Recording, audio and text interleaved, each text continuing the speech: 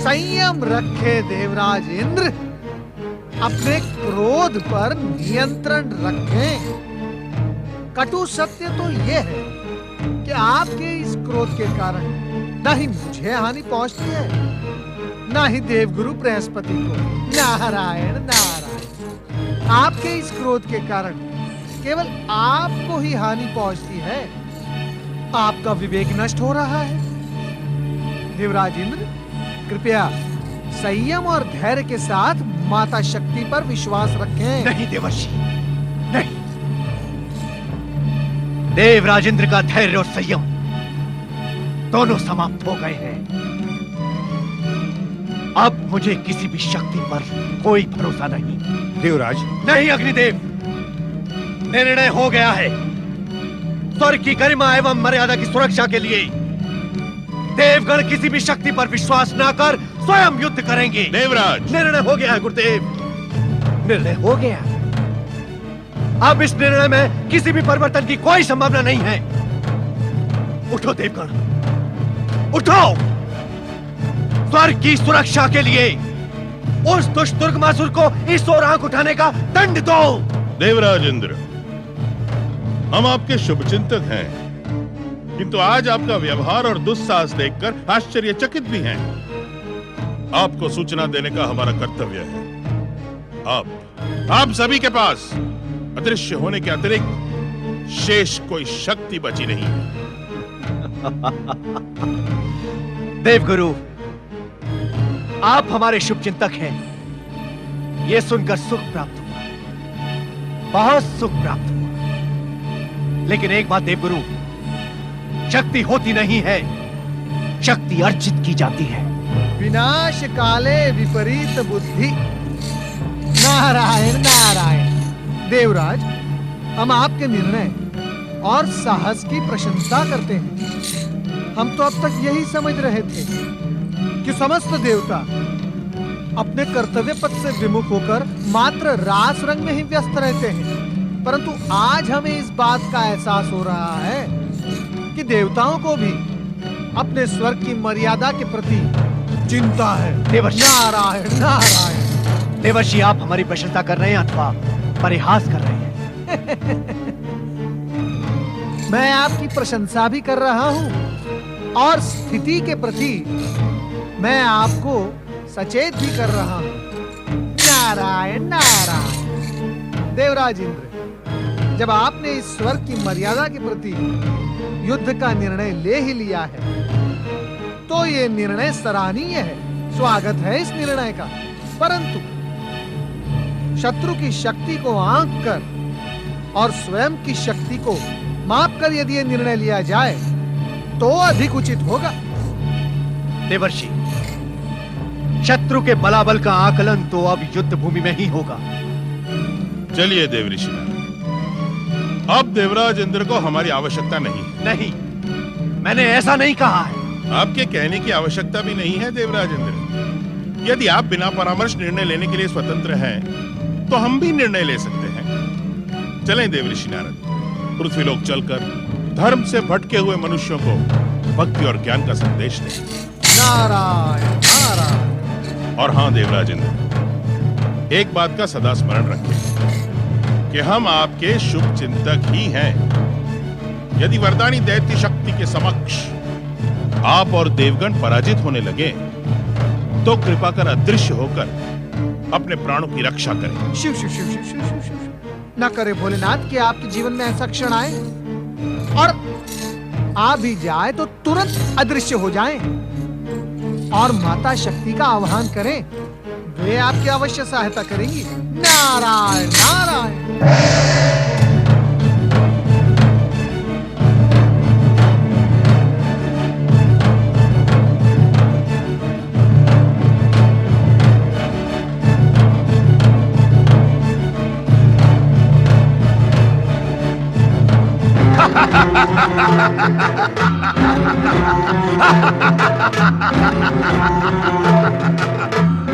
असुर सेना,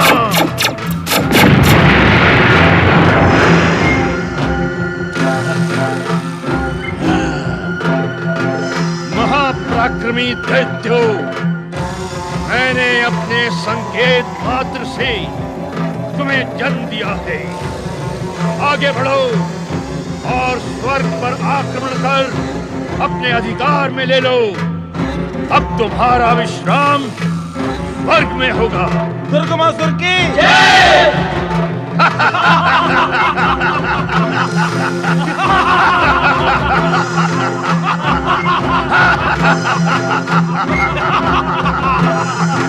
वरदानी वीर दैत्यराज दुर्गमासुर की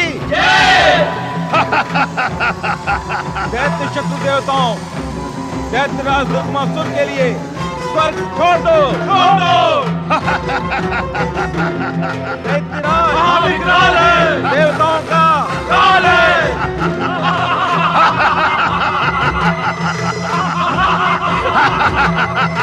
देवराज, जब हमारी चमत्कारी शक्तियां नष्ट हो गई हैं, तो हम दैत्यों का सामना कैसे करेंगे? हम किसी भी मूल्य पर स्वर्ग से अपना अधिकार नहीं छोड़ेंगे। परमवीर देवताओं, उठो और शत्रु को अपनी शक्ति का परिचय दो।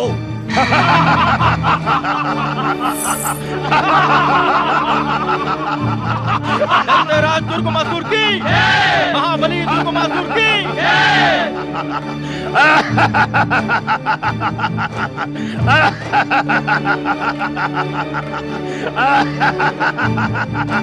देवगण, अपने पराक्रम, बाहुबल और शक्तियों का प्रयोग करो।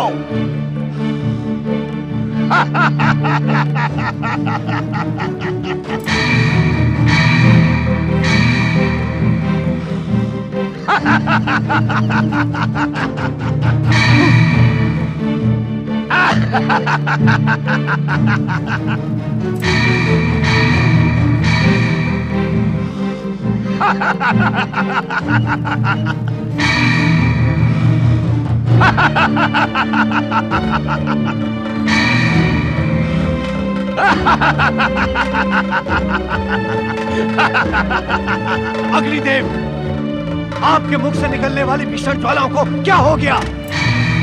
पवन देव, वरुण देव, आपकी शक्तियों को क्या हो गया है? इनसे कुछ नहीं होगा। अभी तो अपने समस्त काल से भयानक विकराल दैत्यराज दुर्गमासुर को देखकर इनका साहस समाप्त हो गया है। देखते क्या हो, बंदी बना लो इन भयभीत कायरों को। देवराज इंद्र, हम पर आश्चर्य ना करो। अदृश्य होना उचित भी है तथा गुरु का आदेश भी।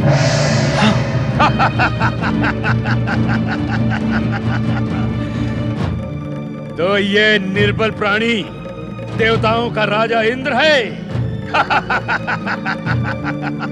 इसे तो मैं अपना निवाला बना लूंगा। तुम भयभीत न हो सुंदरी। दैत्यराज दुर्गमासुर सुंदर नारियों को प्रेम करता है। आओ आओ आओ।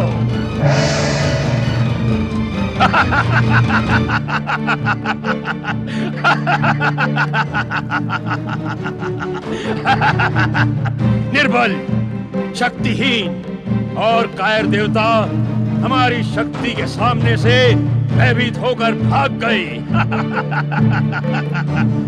अब स्वर्ग पर हमारा अधिकार है, दैत्यों का। त्रिलोकपति दैत्यराज दुर्गमासुर की जय। परम दयालु भगवान दुर्गमासुर की जय। भौतिकानंद के देवता दुर्गमासुर की जय। नारायण नारायण। देवगुरु, ये पृथ्वीलोक का प्रख्यात सिद्धाश्रम है, जहां कभी आठों प्रहर यज्ञाग्नि प्रज्वलित हुआ करती थी। परंतु आज यहां दुर्गमासुर की विनाश लीलाओं को देखकर सदैव प्रसन्न चित्त रहने वाले नारद का हृदय दुखी हो रहा है। देवगुरु, तो फिर आइए देवर्षि, धर्म संस्थापन का कार्य यहीं से प्रारंभ करें। यहीं से? हाँ नारद। भौतिकानंद के देवता दुर्गमासुर की जय। ऋषियों, आप सब तो पृथ्वी के स्वाभिमान के सदा से केंद्र स्थल रहे हैं। क्या आज आप अपना धर्म भी भूल गए? धर्म? अब तो मदिरा पीना और आनंद लेना ही हमारा धर्म है। आपने कभी मदिरा पी है? पी के देखो। अब यहाँ सुंदरियां आएंगी, मदिरा देंगी, पियोगे क्या? पियोगे तो तुम्हारा धर्म का भ्रम भी दूर हो जाएगा। अब तो मदिरा पीना ही हमारा धर्म है। हाँ, इस सिद्धाश्रम में अब एक ही धर्म है और वो है दुष्ट दुर्गमासुर की सत्ता स्वीकार करना। ऋषियों, आपके धर्म विमुख होने का ही परिणाम है कि आज पृथ्वीलोक अकाल, महामारी और भयानक विपदाओं का सामना कर रहा है। देवगुरु, यहाँ की व्यवस्था तो नरक से भी बुरी हो गई है। जानता हूँ देवर्षि, जानता हूँ, किंतु अब तो धर्म के नाम से भी भय लगता है। ईश्वर आराधना में जीवन का संकट उत्पन्न हो गया है। और उससे भी बड़ी बात यह है कि वेदों के बंदी बन जाने से हम धर्म की परिभाषा भी भूल गए हैं। हाँ देवर्षि, कृपा करके हमें बताएं कि धर्म क्या है, समाज को वेदों की आवश्यकता क्यों है? ऋषियों, वेद वैदिक संस्कृति के मूलाधार हैं। वो विद्या और ज्ञान के अक्षय भंडार हैं।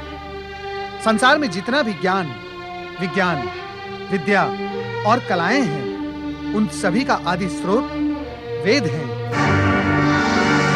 वेदों के अध्ययन, मनन और वेदानुसार आचरण से मनुष्य अपने स्वरूप को जानकर, अपने लक्ष्य को पहचानकर, अपने लौकिक और परालौकिक जीवन को आनंदमयी बना सकता है।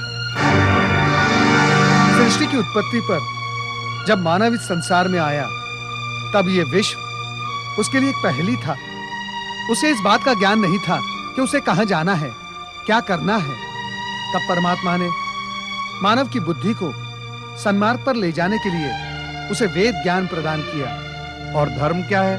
धर्म वो है जो संपूर्ण सृष्टि को धारण करे। धर्म ही वेद विहित है। परात परब्रह्म परमात्मा शिव शंकर ने जिस उद्देश्य से इस सृष्टि के हर प्राणी को रचा है, उसी उद्देश्य को पूरा करना हर प्राणी का धर्म है। जैसे अग्नि का धर्म है ताप देना, जल का धर्म है प्राणी मात्र की रक्षा कर त्रिषित कंठ को तृप्त करना। और मानव धर्म क्या है? विश्व बंधुत्व, सत्य का आचरण, प्राणी मात्र से प्रेम और अहिंसा के मार्ग पर चलते हुए प्रत्येक क्षण भगवान भोलेनाथ का नाम स्मरण करना, यही मानव का धर्म है। अधर्म के इस वातावरण में धर्म और वेदों की ज्योति दिखाने के लिए हम आपके सदैव ऋणी रहेंगे। ऋषियों, यदि आपको ऋणी ही रहना है तो आप भगवान भोलेनाथ के ऋणी रहें, क्योंकि हम उनकी ही प्रेरणा से यहाँ उपस्थित हुए हैं। बोलो भगवान भोलेनाथ शिव शंकर की जय। बोलो कैलाशपति शिव शंकर भगवान की जय। बंद करो ये शिव की जय जयकार। हाँ, बंद करो ये जय जयकार। दैत्यराज दुर्गमासुर एकमात्र हमारा भगवान है। त्रिलोकपति दुर्गमासुर ने हमें जीवन का आनंदित मार्ग दिखलाया है। तुम लोग यहाँ पर शिव की जय जयकार करके यहाँ का वातावरण भ्रष्ट ना करो।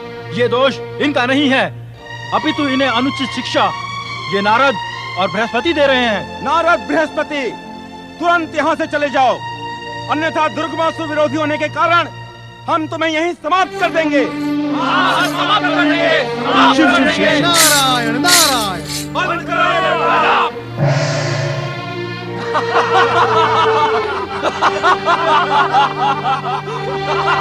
नारायण नारायण। देवराज इंद्र, देवगण, देख लिया आपने धर्म से विमुख होने का परिणाम।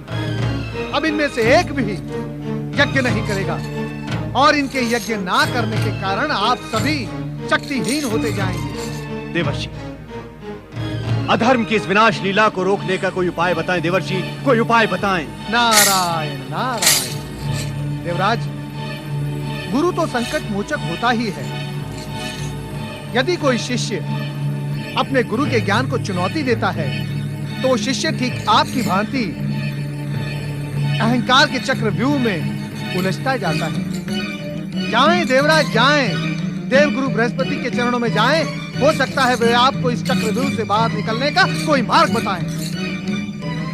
देवगुरु क्षमा, देवगुरु क्षमा। अपने इस तुच्छ सेवक को क्षमा कर उसे धर्म का मार्ग दिखलाएं।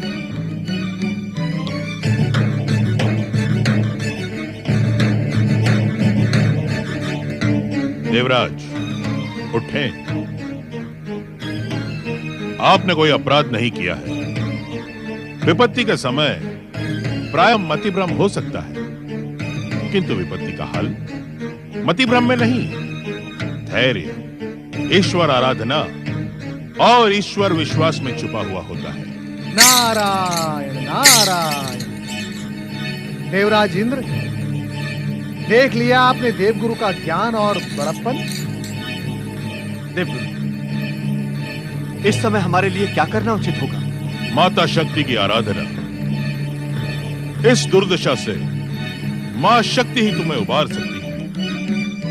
आप सभी देवगण को हिमालय जाकर माता पार्वती का आह्वान करना होगा, क्योंकि कैलाश जाने की शक्ति तो आप गंवा चुके हैं। गुरुदेव, मैं अपनी धृष्टता के लिए ग्लानि और पश्चाताप के भाव से ग्रसित हूं। यदि समय रहते हमने आपका आदेश एवं परामर्श मान लिया होता, तो आज देवताओं को इन विषम परिस्थितियों का सामना नहीं करना पड़ता। नारायण नारायण। देवराज इंद्र, कमान से निकला तीर और मुख से निकला शब्द कभी वापस नहीं आता। गुरु चाहे अपने शिष्य से कितने ही ऊंचे और कटु शब्द बोले, परंतु उसके मूल में शिष्य की सफलता ही छिपी होती है। गुरु तो कटु वचन और उच्च स्वर का प्रयोग तब करते हैं जब वो देखते हैं कि उनका शिष्य ज्ञान से अज्ञान और प्रकाश से अंधकार की ओर जा रहा है।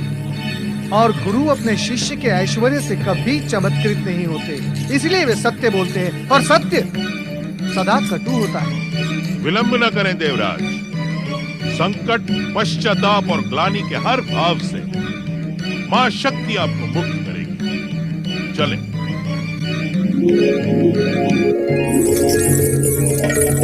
हे शक्ति माता, दयामयी, शक्ति दायिनी, अपने पुत्रों पर कृपा करो माँ, अपने पुत्रों पर कृपा करो।